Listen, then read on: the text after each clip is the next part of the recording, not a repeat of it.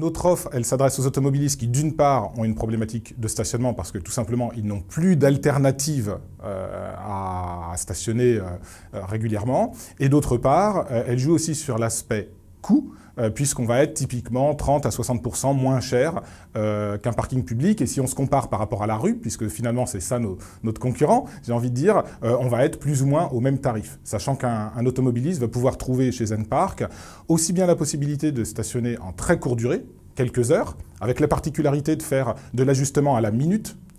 Si vous restez 2 heures et 1 minute, vous n'allez pas payer 3 heures, mais 2 heures et 1 minute.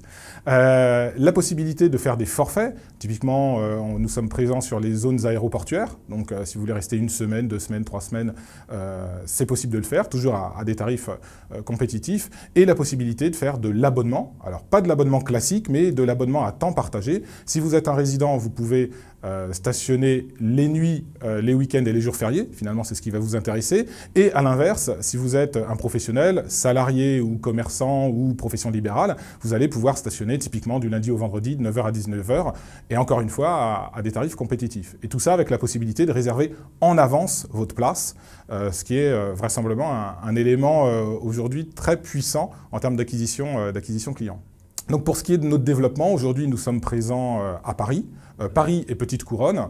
Nous préparons une opération assez conséquente, capitalistique, de façon à pouvoir, on va dire début 2015, à la fois densifier l'Île-de-France dans sa globalité et effectivement aller lancer notre service auprès de quelques grandes villes de France. Alors, la Smart City, c'est un vrai sujet dans lequel on s'est inscrit très tôt.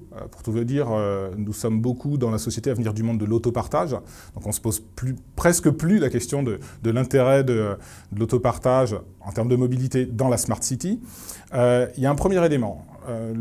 Aujourd'hui, globalement, on fait, je vais parler d'abord développement durable, on fait économiser plusieurs millions de tonnes de CO2 par mois à la ville de Paris. Tout simplement parce que nos utilisateurs qui jusque-là mettaient 15, 20, 25 minutes à trouver des places, aujourd'hui ils en mettent 5 et quand ils réservent, c'est juste le temps de la circulation. Donc ça c'est le premier point dont nous sommes assez fiers.